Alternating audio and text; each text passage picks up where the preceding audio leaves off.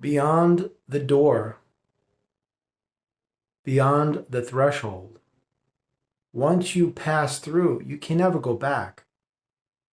What I'm referring to is the fact that when you're a child and you're born into this world, you believe that everything is exactly what they told you it is.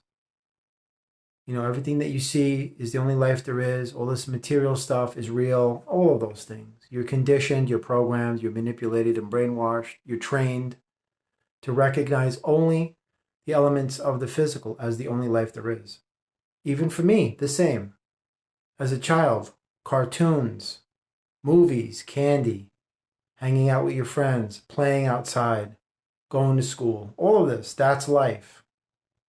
You don't even have an inkling of a clue of anything beyond that because that is your little enclosure, isn't it? You know, that's the whole premise of why they do what they do to you, especially when you're young. The younger, the more susceptible. Children are highly impressionable. Children learn by example. A child's mind is like a flaccid lump of clay that can be molded and shaped and contoured to assume any form of the hands of the individuals molding that clay. Children's minds are like a blank slate that society writes upon. Your childhood is the foundation upon which the remainder of your natural life is built upon. So think about it. When you come into this world, toys and games and videos and all of these things. For me, back then in the early 70s, we didn't have this stuff. Thank God. It was way better. You actually had to go outside and create something called actual reality. Now it's virtual reality and artificial intelligence instead of natural intelligence. But anywho, I digress. But think about it. When you're inside, all you know is this. Your parents, whoever's taking care of you, kids at school, it's all reinforcing the same thing because they're all on the same frequency. They don't operate outside that frequency because they don't know any better. Because just like you as a child, your parents are the same because they believe these things that they were told by their parents, and the cycle continues. These are one-dimensional individuals that possess a linear lateral mentality, a polarized mentality with an egocentric perceptive lens of duality. So they cannot venture beyond the point that exceeds their own natural limitations. They just don't have it to do that because they haven't been trained to recognize the potential of their cosmic awareness. So think about it. You're actually in like a little bubble, a little protective bubble, like a cocoon. You know, you get up, you go to work, whatever, and that's how you live your day. It's always the same cycles and routines. But as a child, you're not even thinking about cosmos and multidimensional awareness, and none of that even is a blip on your radar, man. You're a kid. You know, you get up, it's toys and games and playtime. The whole world is a playground, and that's how you perceive it. That's your innocence, your purity. That's your inner child. Very much alive and well, thank God. You know, and as we get older, we begin to accumulate a wealth of experiences, which formulate and modify our character that we refer to as a database that we use in life. And the more experiences that you're exposed to, the more knowledge, the more wisdom, the more expansive, the more intelligent. You know how it goes. But what I'm referring to in this video is the fact that when you're a child, you lead a very isolated existence inside a very finite environment. That's your little safety cocoon, your little bubble, you know? Go to school, come home, watch TV. Nowadays, it's be on the tablet all day and zombie out until your brains ooze out through your ears, but we didn't have that back then. I'll just use my life as an example. You go to school Monday through Friday, and the weekends you hang out. The summertime was vacation. You know, we had a candy store up the block. We always were outside with our bikes, playing, enjoying life, enjoying each other, enjoying nature, having a great time, making memories, going down to the creek. And so whatever it was, going to the lake, you know, all of these wonderful times, not even thinking about universe or any of that stuff. By the way, it's not outer space, it's inner space. That's another one they get you with. But anyway, that's a topic for another video. What I'm trying to say in this is that you're inside that little bubble, that little cocoon, that little safety zone when you're a child. because all you recognize is television and everything that you're told by adults, authority figures that you can't say no to because they know more than you, right? No, they don't know any better than you. All they have is an accumulated wealth of experiences of a quantitative nature with no qualitative value. That's why they keep repeating the same cyclical patterns. And they're just regurgitating what they've accumulated to you. That's why you become an assimilation of them. That's why children always emulate their parents. So when you're in that little cocoon, that little bubble, and you're a child, everything's a playground. Life is just completely different. But then you get older, and there's a little clue here, a little hint there, something anomalous or a little enigma, something that can't be explained, something that piques your curiosity. Give you an example. When I lived upstate, there was a house quite a few blocks down from where I lived. It was a very, very old hotel. And my friend had moved there. And I went there one day and we were just hanging out in his den, and I hear up above my head, I hear movement, like 3 people, probably about 180 pounds. You can hear the floorboards creaking. And I said, "Who's upstairs?" And he said very nonchalantly, very casually, "Oh, the ghosts." I was like, "Yeah, right." I was about 8 years old. I was like, "Yeah, right, sure." So I walked up the stairs. I looked in the room, empty. Absolutely empty. I'm like, I walk downstairs. I hear the walking again, creaking, movement. You can hear the floorboards giving under the weight of physical weight. I go upstairs. I look in the room, nothing. I'm like, I go downstairs and it's even more prevalent. I went upstairs again. I looked in the room and I said, "Wait a minute. I think he's right." That was the moment for me that I realized there's something more than what my senses can detect. So that was I'm not going to say awakening as much as I will say a catalyst of a new passage, a new journey. That's when it began for me at 8 years old, that I began to realize that, wait a minute, this is a glass menagerie. This isn't real. This isn't actually happening. Even though it feels good and it looks good and it sounds good and it's comfortable and it brings me familiarity and normalcy and a sense of safety and security, I'm not sure what it is, but whatever, I'll forget about it.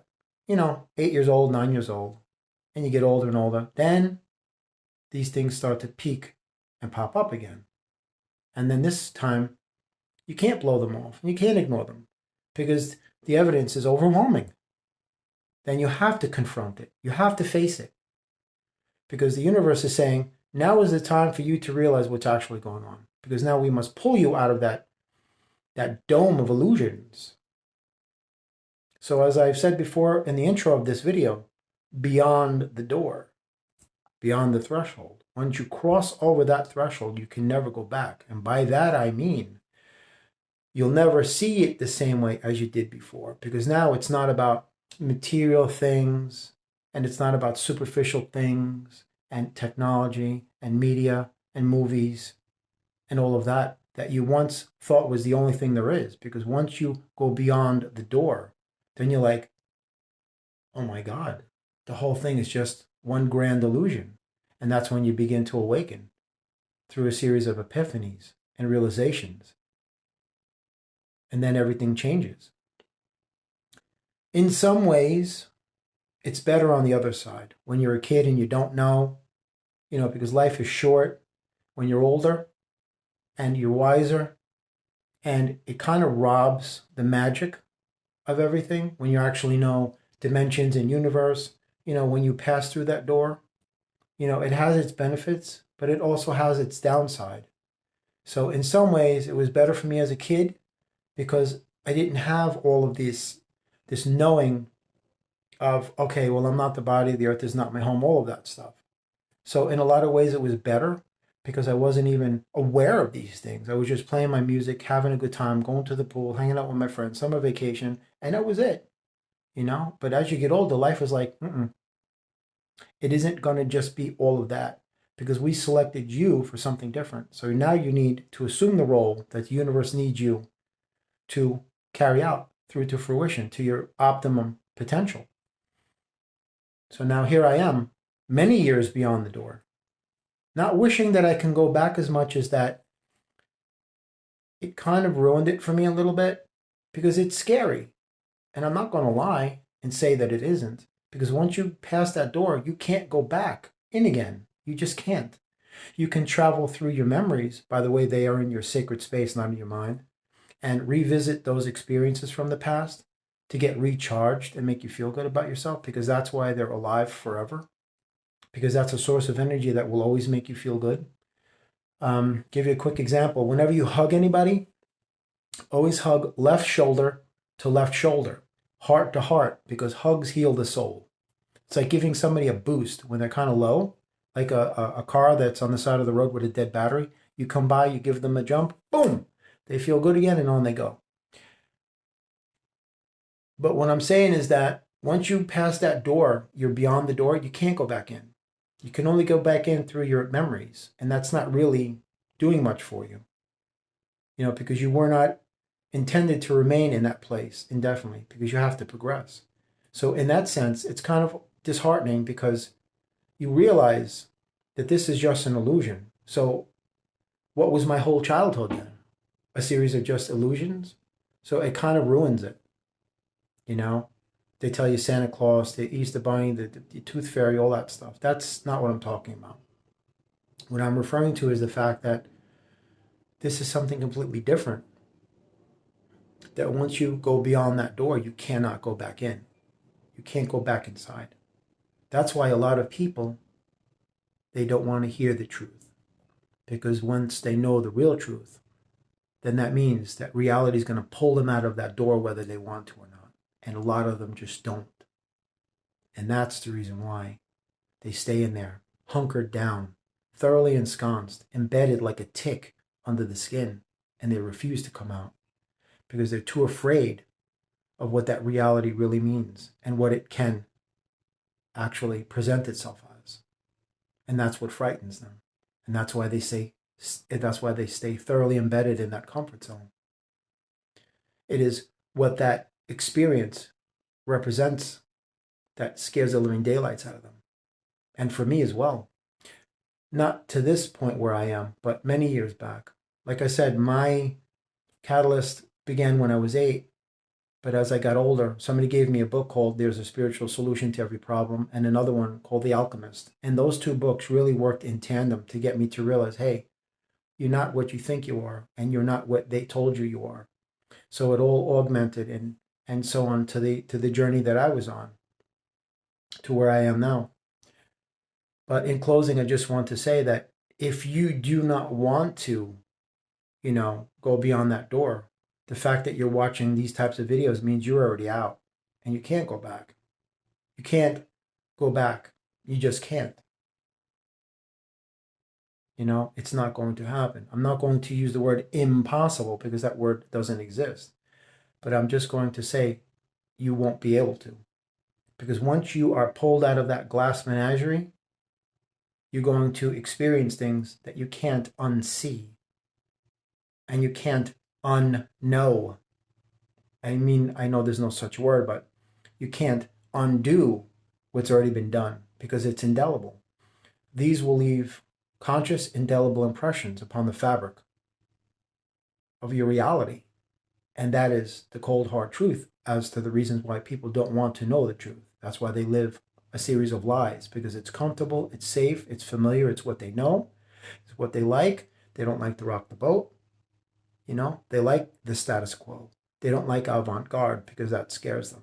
They like to stay inside the box and do what they're told by governments and corporations because that's their creature comforts in their comfort zone and their material trappings. And that's perfectly fine if that's what you want. But once you go beyond the door, you can't go back in again.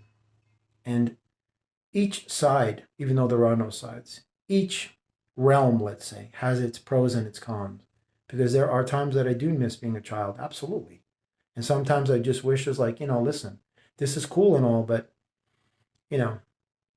sometimes you'd like to return to a point in life where things were just much simpler and easier and much more laid back. But that's not the journey that God has planned for your soul.